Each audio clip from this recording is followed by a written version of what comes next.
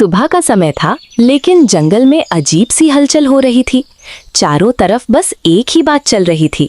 खरगोश कान खड़े करके पूछ रहे थे, आखिर हुआ क्या है भाइयों?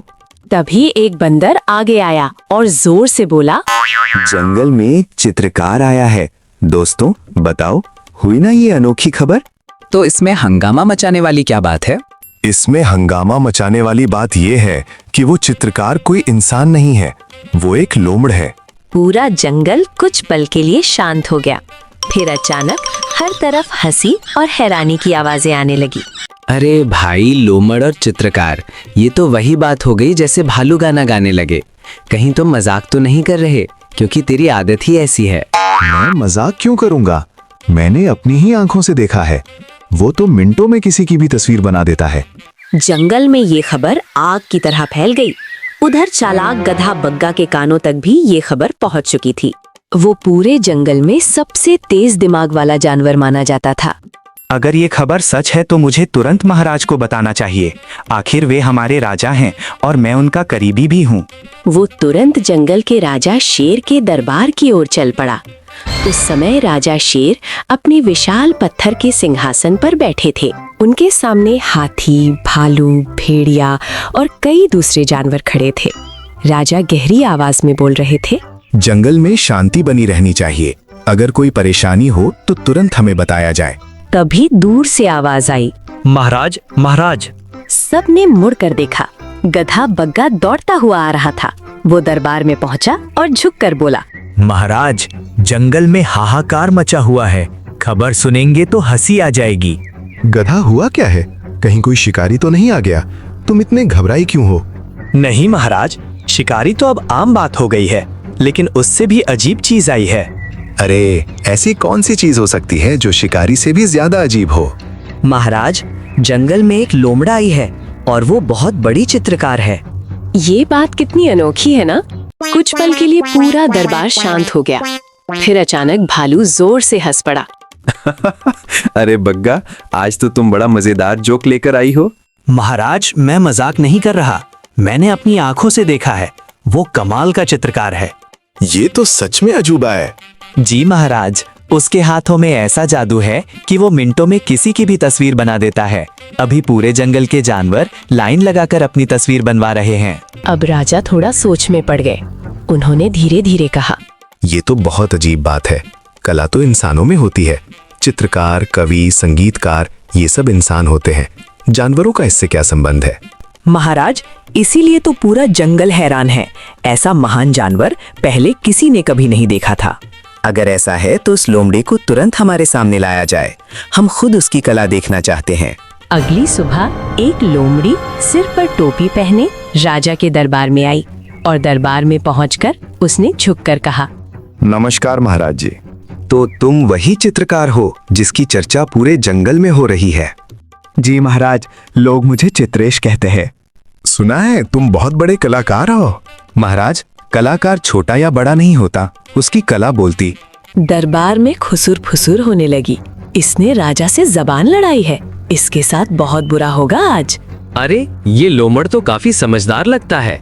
महाराज, ये मेरे लिए बहुत बड़ा सम्मान होगा। एक राजा का चित्र बनाने को मिल रहा है। राजा गर्व से सीधे बैठ गए। पूरा दरबार शांत हो गया। सिर्फ कूची के चलने की आवाज सुनाई दे रही थी। सर सर छप छप। कुछ मिनट बाद चित्रेश बोला, महाराज, आपकी तस्वीर तैयार है। सब जानवर उत्सुकता से आगे बढ़े, लेकिन जैसे ही उन्होंने तस्वीर देखी, पूरा दरबार हंसी से गूंज उठा। तस्वीर में शेर तो था, लेकिन उसका चेहरा थोड़ा बिल्ली जैसा। ये क्या है? तूने मेरा मजाक बना दिया। क्या तुम्हें हमारी शक्ल दिखाई नहीं देती? चित्रेश हल्का सा मुस्कुराया। महाराज, कलाकार सिर्फ चेहरा नहीं बनाता, वो स्वभाव भी दिखाता है। दरबार में अचानक सन्नाटा छा गया। क्या मतलब है तुम्हारा? महाराज, जब शेर बहादुर होता है तो वो सच में जंगल का राजा लगता है, लेकिन जब वो ज्यादा आराम करे और कम दहाड़े तो वो थोड़ा बिल्ली जैसा दिखाई देता है। कुछ जानवर हंसी रोकने लगे। राजा ने उन्हें घूर कर देखा, लेकिन फिर अचानक राजा खुद हंस पड़े। चित्रेश, तुम्हारी कला सचमुच अजीब है, लेकिन ये भी सच है कि तुमने हमारी तस्वीर में कुछ ज्यादा ही ईमानदारी दिखा दी। महाराज, कलाकार का काम ही सच्चाई दिखाना होता है। अगर कलाकार डर जाए तो उसकी कला मर जाती है। अगर तुम इतनी बड़ी कलाकार हो तो मोंटी की पेंटिंग बनाओ। ठीक है, लेकिन ध्यान रखना, मुझे बहुत सुंदर बनाना। चित्रेश ने कूची उठाई। सर सर छप छप। कुछ ही मिनटों में पेंटिंग तैयार हो गई। मोंटी खुशी खुशी आगे बढ़ा, लेकिन जैसे ही उसने तस्वीर देखी वो चिल्ला उठा। अरे ये क्या बगाया है?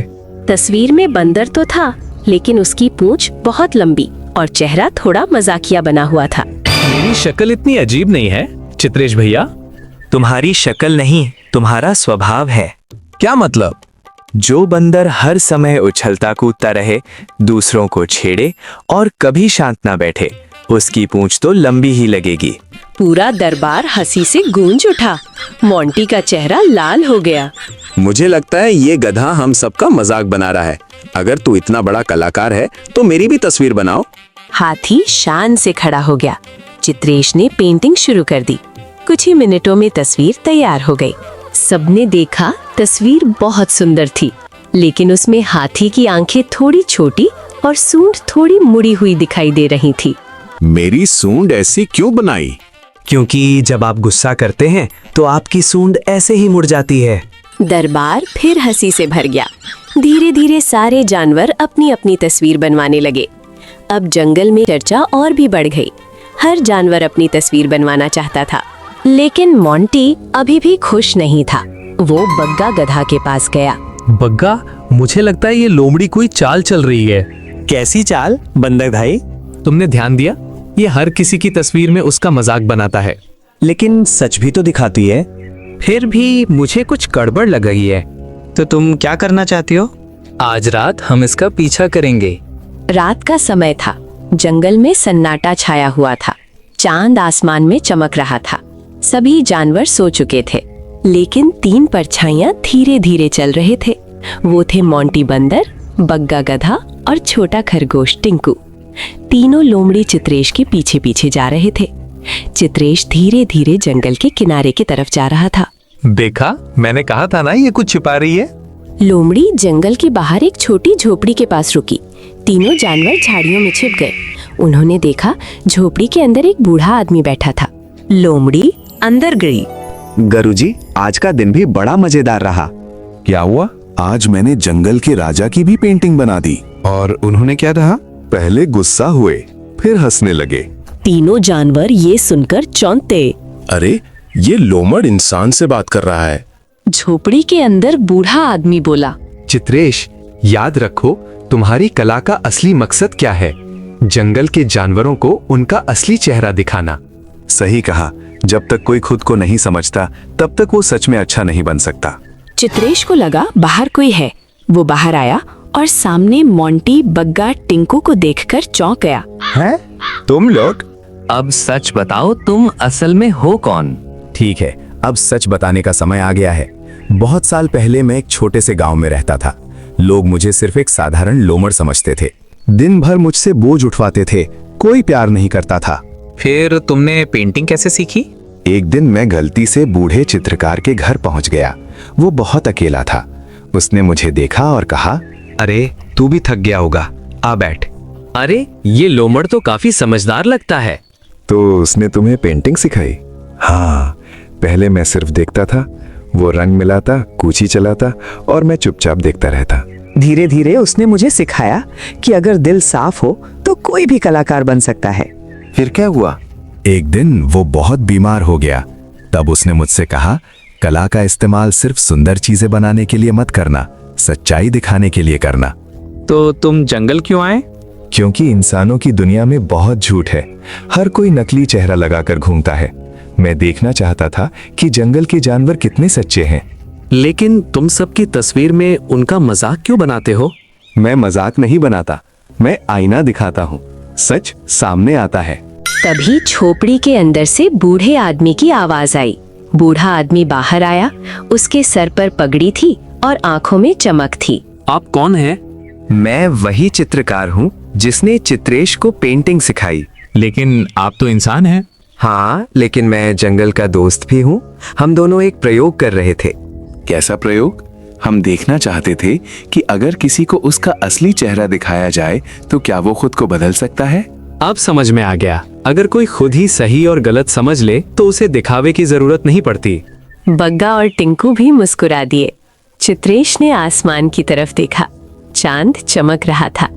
जंगल में हल्की हवा चल रही थी और उस रात तीनों जानवरों को समझ में आ गया कि कला सिर्फ तस्वीर नहीं बनाती, कभी कभी इंसान को उसका सच भी दिखा देती है। अगर इंसान या जानवर अपने अंदर की कमजोरी को पहचान ले तो वही उसकी सबसे बड़ी ताकत बन सकती है। दोस्तों, कला के माध्यम से सच्चाई दिखाने का यही प्रयास था। फिर मिलेंगे एक नई कहानी के साथ। जय हिंद, जय भारत।